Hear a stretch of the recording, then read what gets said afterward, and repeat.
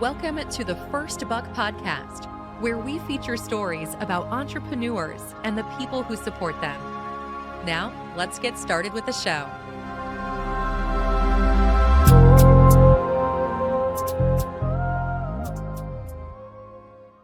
Hello, and welcome to the First Buck Podcast, brought to you by sky'sthelimit.org. We feature stories about entrepreneurs and the people who support them.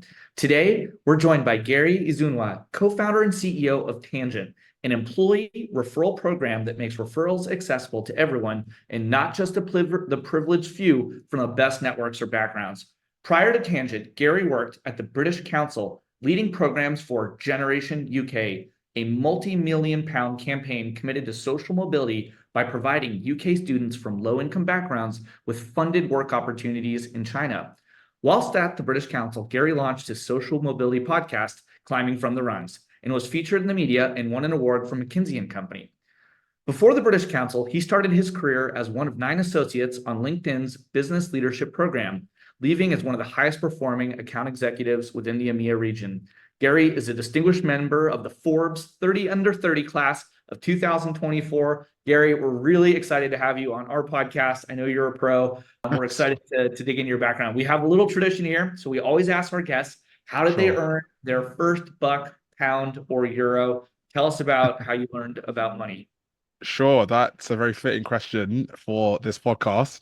So I distinctly remember this. I was in year 7, I'm about 11 years old at this time, and it's winter. It's cold. It gets very cold here in the UK in winter. And I can't remember when and how. My mom gave me this, like, I don't even know how to describe it. It was like this liquid jelly, like heat pad thing. And I don't understand the science about it, but in this like liquid kind of jellified heat pad, there's like this little metal clicker. Then once you click on it, the heat pad starts to solidify and warm up. So she gave me this thing to go to school, and she was like, when you get really cold, use it. Like this little jelly, if you Google like heat pad clicker, you'll see what I'm talking about. And so I took this to school one day, and during like our lunch break or one of our school breaks, it was particularly cold. And I remember like getting it out and clicking it on, as my mum told me, it kind of solidified and got really warm. And it's great, very good like use, right? But I remember distinctly the reaction from all my friends. They were like just bewildered. It's like, what is this thing? Like this magic that it's turned from magic, literally modern day witchcraft or wizardry. And it went from like the solid thing to this, or liquid thing to a solid thing, and it was warm. And everyone was asking for like, can I have one? Where do I get it? And I didn't actually know. But I remember distinctly the shock and like the amazement on all my friends' faces. So when I went home, I asked my mum, like, where did you get this thing? Like, how much does it cost? Like, everyone from school wants one. And she told me it costs £1 for 2 of them. You can get 2 for £1 in Wilkinson, which is like a big retail chain store in the UK now called Wilko. And so that's what she told me. And it was just on my mind, like just remembering how everyone reacted to it and how amazed they were. And I just thought, I want to go and try and see if I can sell some of these. Like, there's clearly like a need or a want here for this. I took I will get into it, but I come from low income kind of background. So I went to Wilkinson's and spent like £3 to £4 on buying these heat pads. And like, for me, that was a lot of money at age 11, like a lot of money. This was a big gamble to spend that on something that I don't even know if people will buy. And I think I bought 4 packs of them. So I had 8 heat pads, and I went to school to sell them just to test out and see if there was real demand. And I kid you not, Nick, within seconds, all gone. All gone. And like, so I went from being £4 down to £8 up in like 5 minutes. Like, this, I've got something. We are on to a winner here. And so I went back to Wilkinson's that day after school, and I bought them out of all the heat pads they had, which wasn't that many, to be honest. Maybe they had like 20 or 30. And I just started selling them over and over again every day, selling them in school. And I think by the time until they actually run out, until Wilkinson's actually run out of heat pads, I think that winter I made about £150. Which again, for me, I felt rich. Like, this was like, I've made it in life. I'm 11 years old and I've got £150 in my pocket. But that was the first time I'd ever made money. It was real, and I think that's where I really got into the idea of like selling something that not only provides value to people, but really like gets them excited. Like, you're really solving a problem in a way that makes people excited and infused. And that's kind of led probably to many of the things that I've done in my career. But yeah, selling heat pads as an 11-year-old in school. That was my first kind of foray into Gary, money. I love that story. We've had a lot of interviews and everything from people doing paper routes, lemonade stands, but I think at 7 years old, you might be the youngest first buck entrepreneur we've had on the podcast. So 11. Okay. 11. So yeah, it took a few years to see the real opportunity, but by 11 years old, you would pulled out all of the heat packs. Literally. It's so good though, because you identify some really important dynamics that are applicable to all businesses, which is when there's demand for something, Hmm. there's a price for it. And you have to then get inventory and then manage that inventory and do distribution and all those things. And I think you keyed into something I want to hear a little bit more about, which is selling something useful, but then solving a problem that really creates excitement for Yeah, the marketplace. So yeah. so from being, an early entrepreneur on the playground selling things that help people Heat be more pads. comfortable in the cold, what were some of the other things you did in your early career, heading into your early 20s?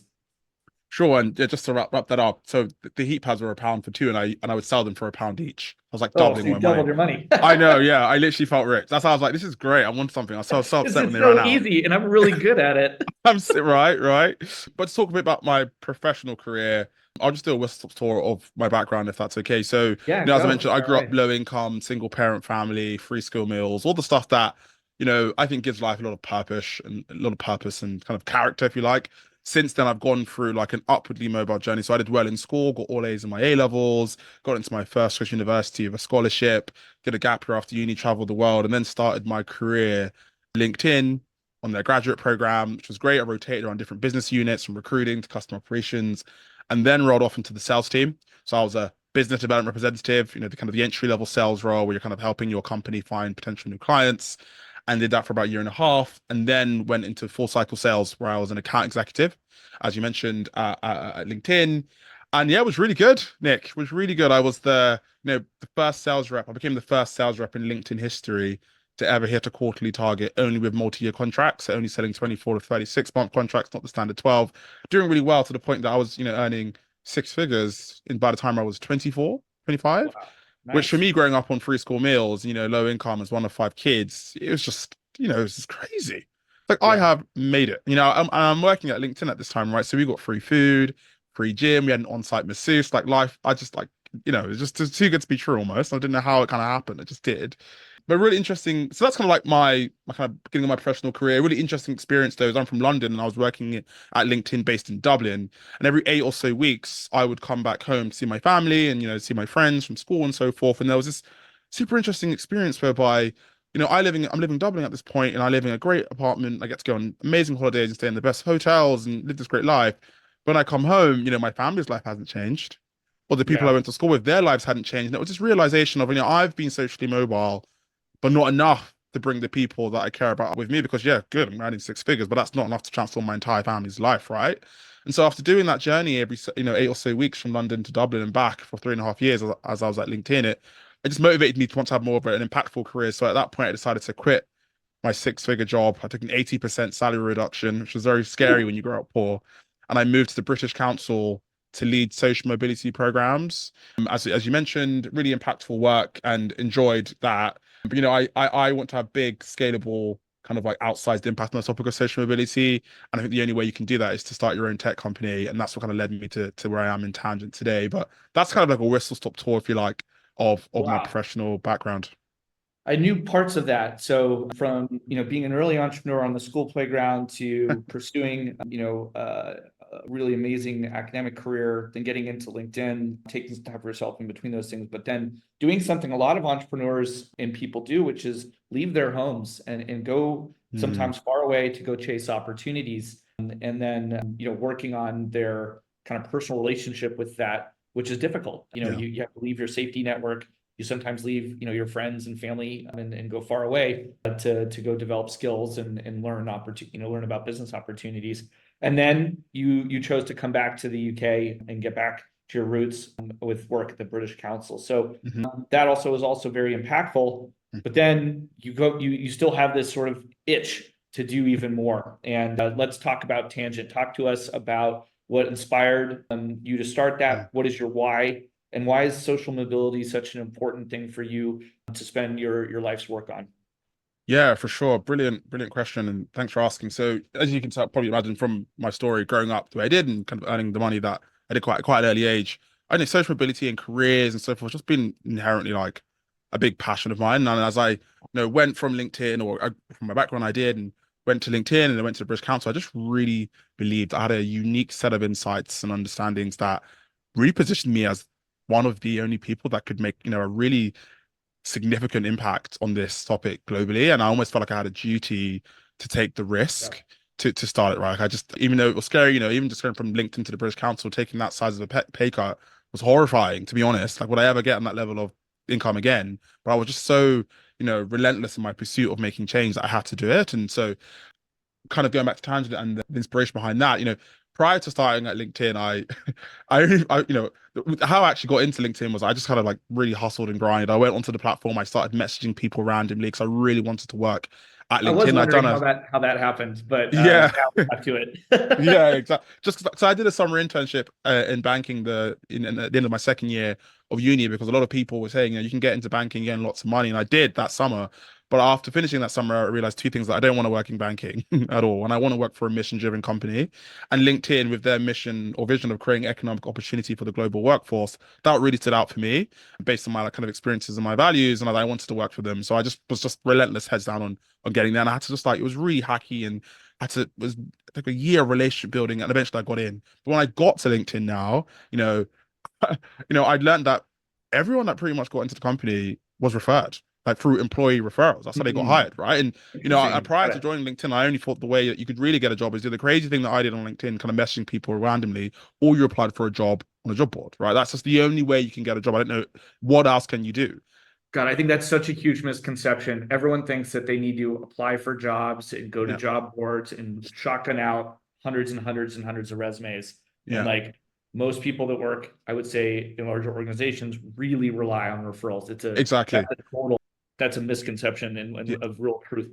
Yeah, and 70% of people get jobs where they at companies where they have at least a connection, right? At this Yeah. point, building Tangent, we've spoken to hundreds of job seekers from low socioeconomic backgrounds. They are all only applying on job boards. They have no idea what an employee referral is until we tell them, and they continue to apply on job boards even though they know they're not successful because they have no other alternative. That is reality today, right? And so, just kind of reflecting on my time at LinkedIn, where literally like you have to get referred to get a job there. And we've actually spoken to another tech company. I won't say the name, but huge, hundreds of thousands of employees. 65% of their global recruitment comes from referrals. Two-thirds of every 100 hires they make, only two will come from a job board. So 2% of their global hires come from job applications online, which is where majority of people from backgrounds like mine think you can even get a job. This is the only way you can get a job.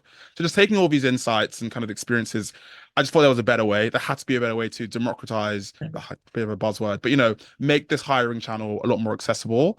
And that's kind of how we came up with Tangent, really. I'd seen, some of the behaviors I'd noticed at LinkedIn where, people were quite, people were up for referring people, if they had a good story or a good why. And that was kind of the premise behind the platform. We connect job seekers who have the talent, the drive, but lack the network. They don't know the people in these tech companies.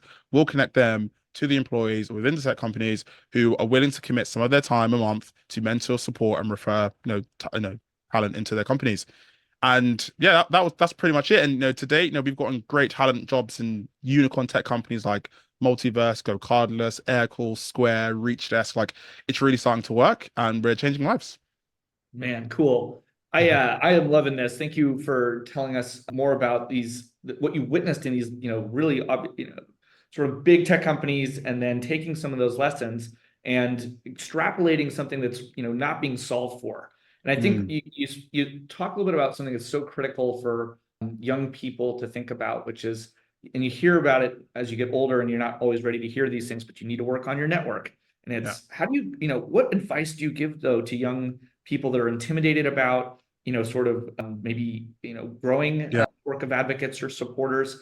I like to think about it as, trying to find potentially mentors or advisors, but people yeah. have different views on this.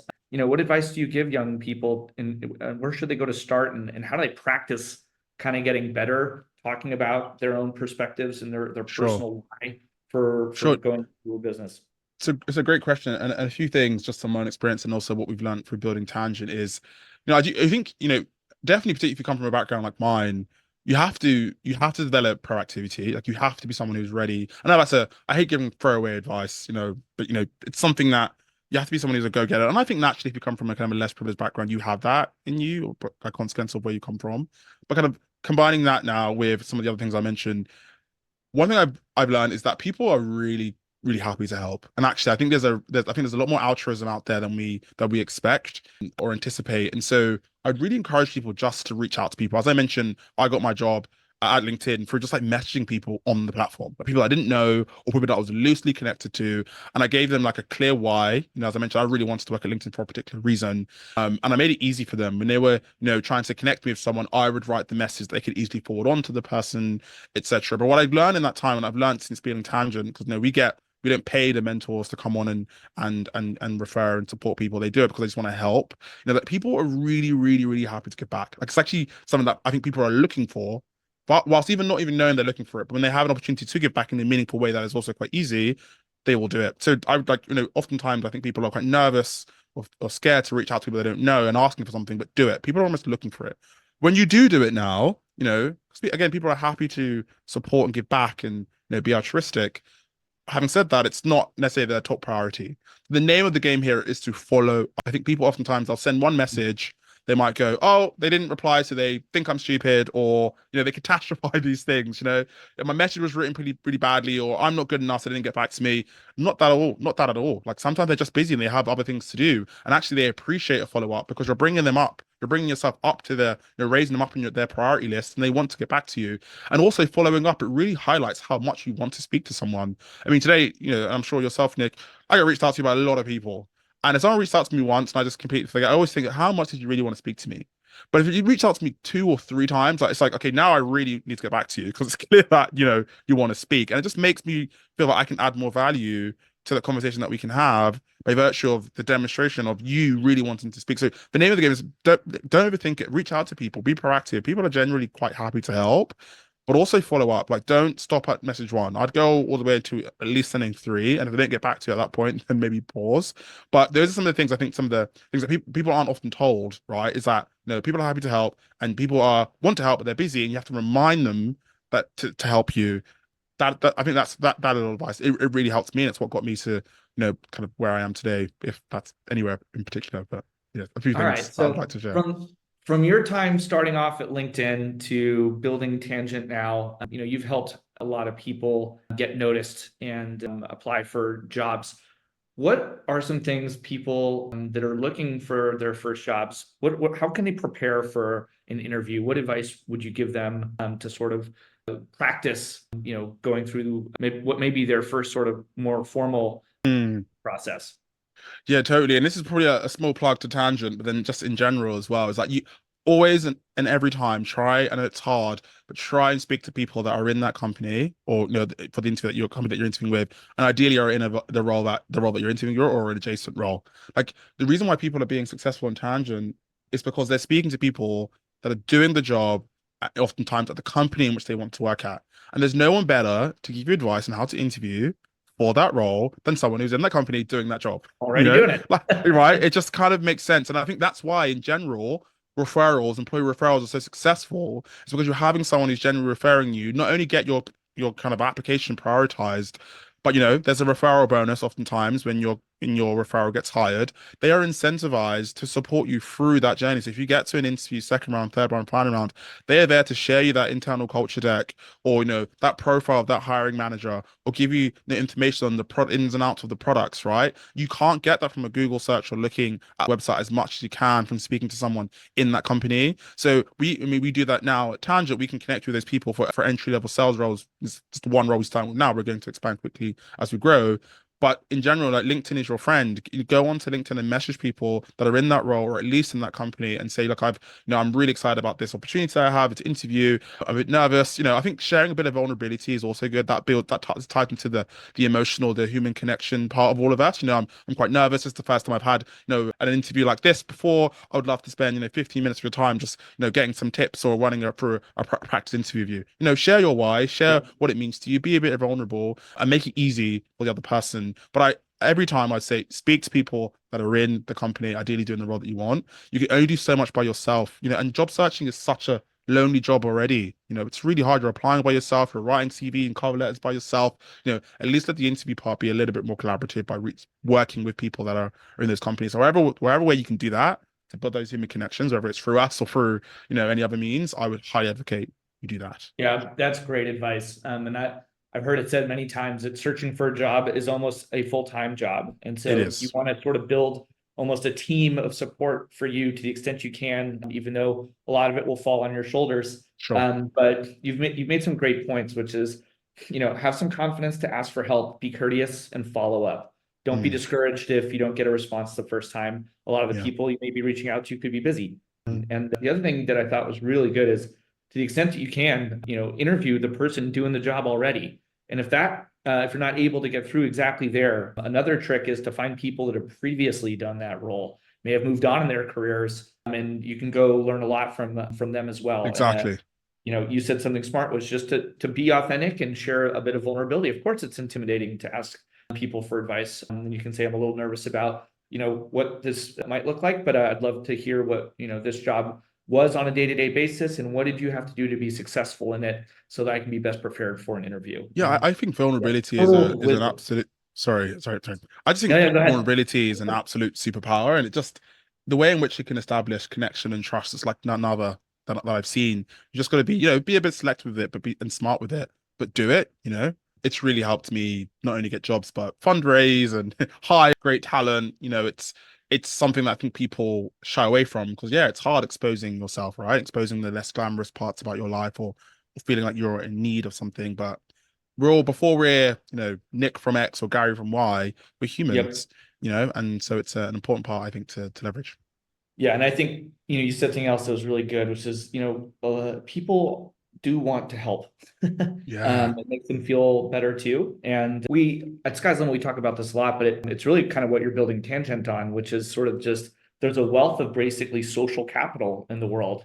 It's not just money in the sense of dollar bills and pound notes. It's all this knowledge and these skills, these experiences that people have that can be very useful when that knowledge is transferred in a context specific way. And so, building up your social capital, building up your network, finding that bench of supporters for you early on in your career, and then augmenting that across your career is hugely important. So I wanted to ask you a question, which was, Gary, when you look back at your own sort of story arc so far, who are, a couple of the people that, have been really instrumental in supporting you as either a mentor, advisor, or coach, or however you think about that sort of support network?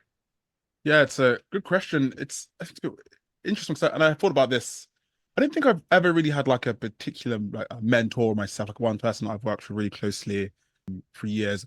I find that the way I learn the most is vicariously. So I'm very observant and like watching things and so forth. But also I'm extremely curious and have a really kind of strong learning mindset. So I'm always asking questions. A lot of the things I've said here today, I also do myself. I'm always reaching out to people. I'm always trying to get, a little bit of time for them and being very specific with my ask, just to ask them particular questions that I can learn from. And so like, I haven't had like one or two particular like significant people in my life, outside of my mom, but hey, outside okay. of that, it's probably been like a collection of so many different people that I just learn from. I reach out to and ask for their, support or anything.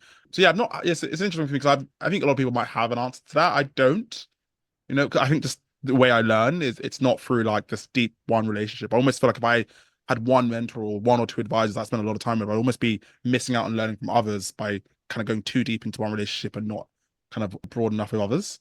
But yeah, for me, it's been I don't really it's an interesting one for me because I've learned from so many people. Well, I think that's very, I think the way you talk about it though is really helpful, which is that, not everyone has those types of relationships, and it's okay if you don't. But being curious and making good asks and having questions for people so that you can learn from them is really, really what it's all about anyway. So let's take a little bit of a different direction on one question I had for you. You're building a team now yourself.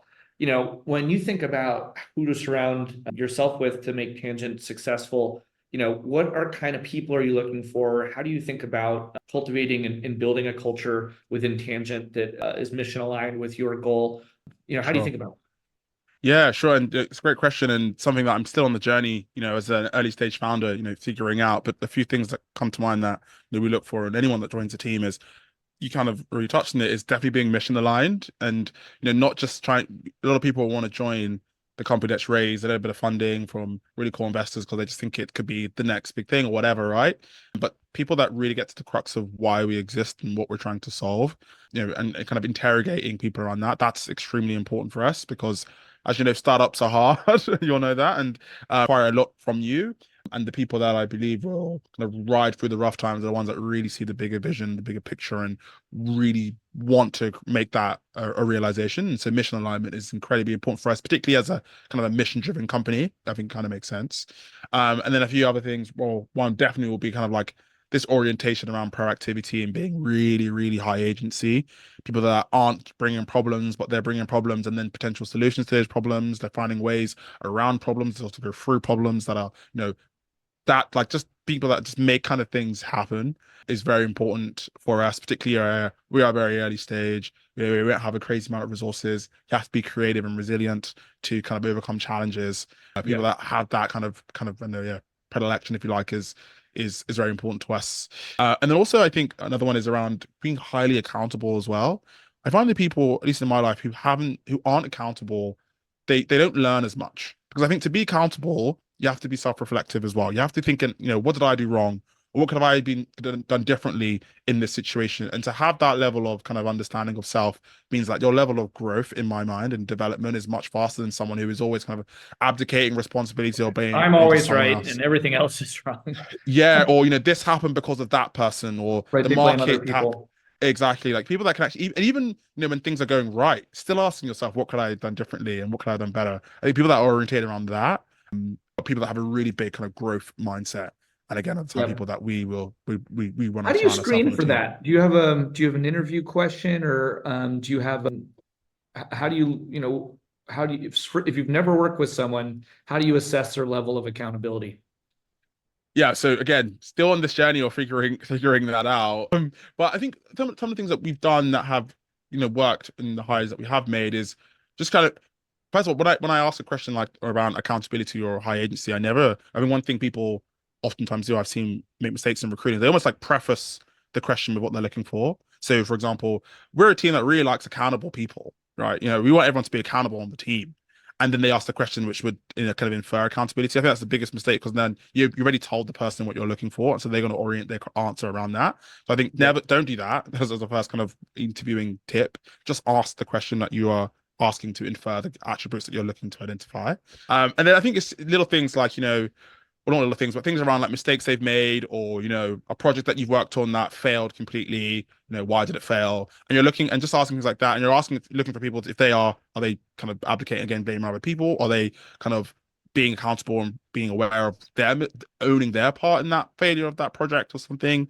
Things like that where people are kind of again being vulnerable, can own their part of why something failed or didn't go as well as it could, but also are thinking about what they can do again in the future to mitigate on that mistake or not make it again. So there's some of the things that we've done. I'm sure there are definitely other ways, and I would love to hear from them if anyone has any ideas on that. But that's some of the things that we've kind of used right now.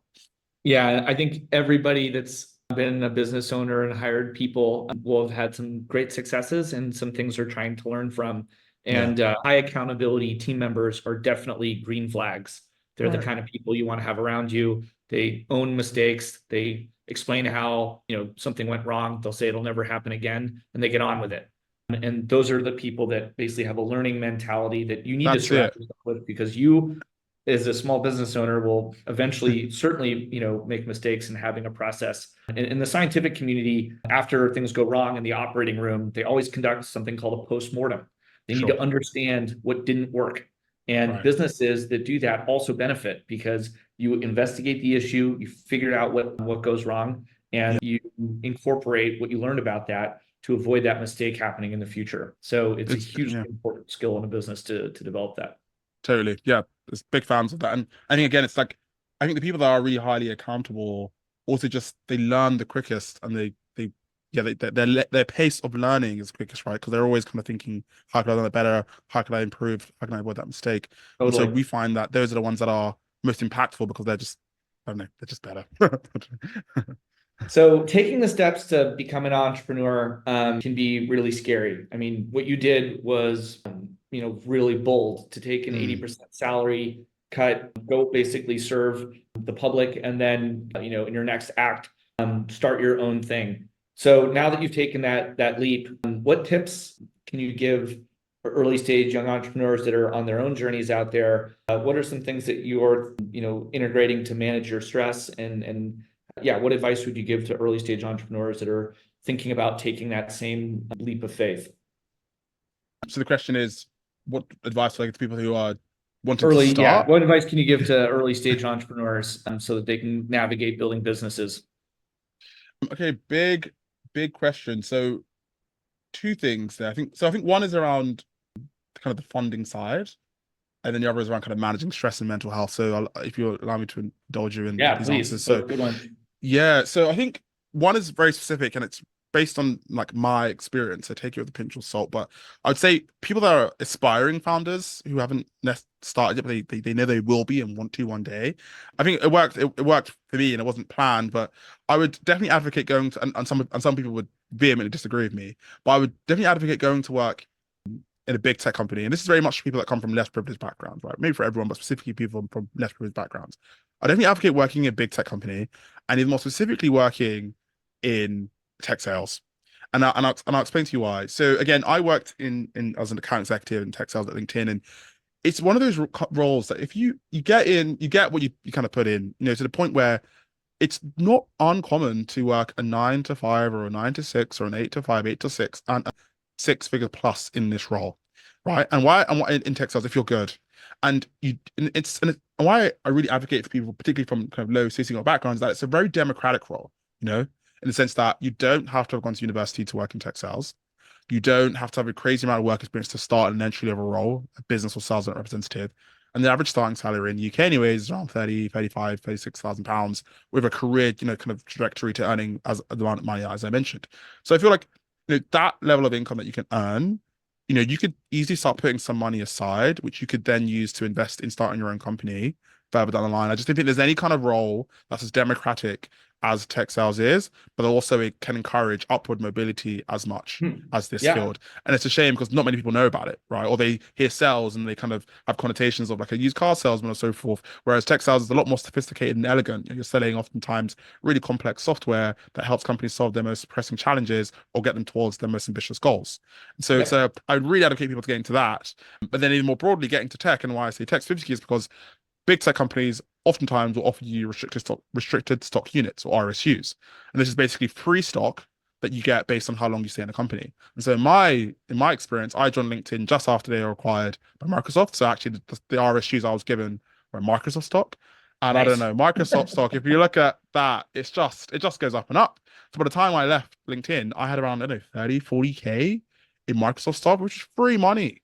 It was Yeah. free, and so if you look at the amount of money that you could potentially make and save through working in a very lucrative role in tech sales, and then combine it with the restricted stock units, and every company will go up like Microsoft, but if you're lucky enough to get into one, you could leave, in your early 20s or mid 20s with a lot of money saved up, which you can then use to build your MVP, get initial traction to then go raise further funding.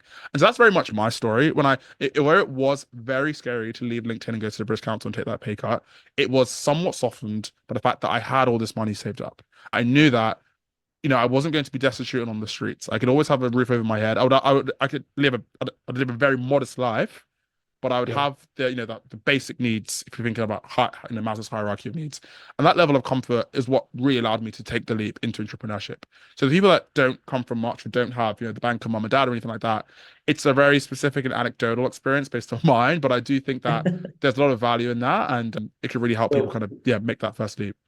I'll get to the stress question in just a second Yeah. because it's an important one. But you and I both share that in common, which was I was a teacher and then went into doing tech sales No way. for a software company. And so I also very much resonate with that story, even though it's partially mine, and I think therefore I'm highly biased. But Sure. there are a couple lessons in there which I think are really important to highlight, which is you're really doing a lot of learning on someone else's dollar. And like you Yeah. said, it's democratic.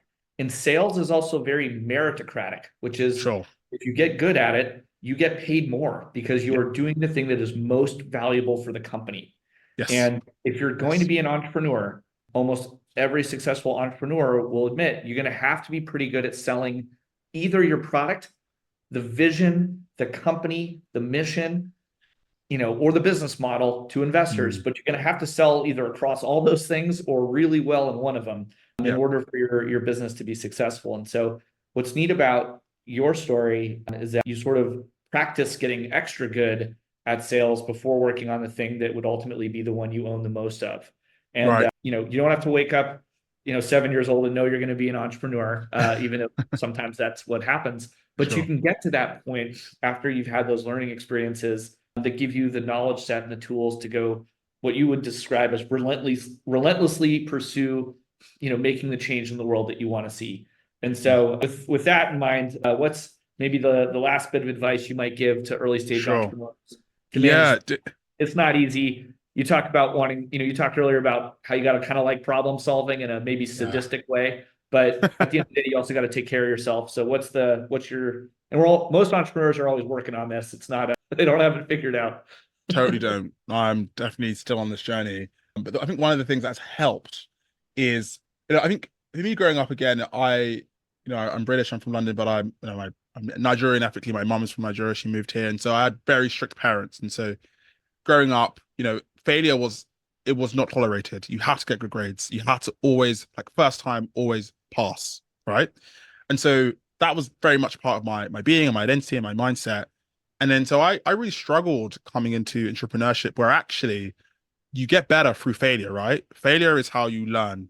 And it's about your pace of learning or failing, and then extracting the learnings, and how quickly you can do that and how you can execute the learnings is really how you can separate the winners from the losers.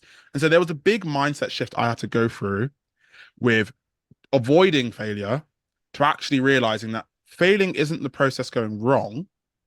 Failing is a part of the process. You have to fail to learn, to then figure out how to do whatever you're trying to do to solve that problem that has been pressing for so long. And you can't avoid it, which for a while I did, because that was all my life until I became an entrepreneur. So, and when I learned, really realizing that failure isn't things going wrong. You are going to pitch investors and a lot of them are going to say no. You're going to experiment and try to, with product design or marketing and acquisition hacks. And a lot of them, most of them will fail. That's just the way it is. No founder who's ever started a company no matter successful did it in the absence of failure, right? It is what the process is supposed to be like.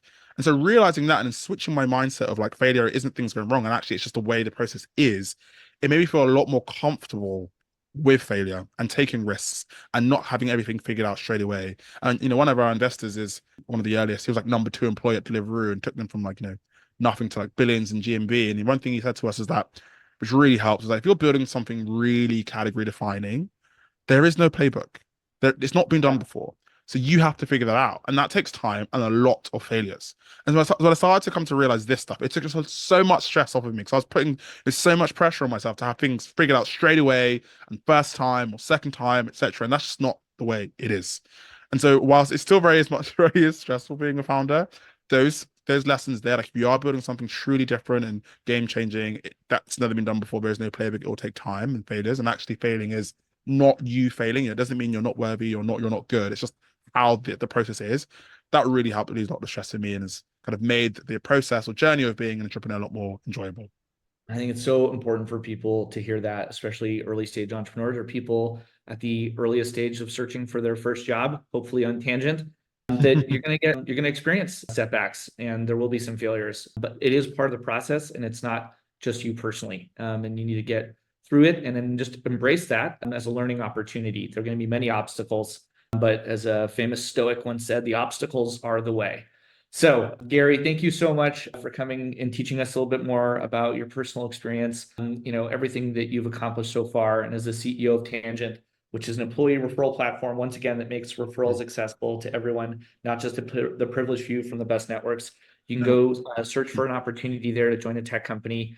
And thank you so much. We really appreciate your time today. So in closing, at skieslimit.org, we focus on connecting underrepresented entrepreneurs with volunteer business professionals for free one-on-one mentoring. We also provide business guides to all our members and monthly funding opportunities, so you can sign up for free today. And if you like what you heard, please subscribe and share this podcast. We really appreciate your time. Thank you very much. Thank you. Thanks for having me. Thanks for listening to the First Buck podcast. Don't forget to join the community of underrepresented entrepreneurs and their supporters by signing up at skiesthelimit.org. Click subscribe, and we'll see you next time.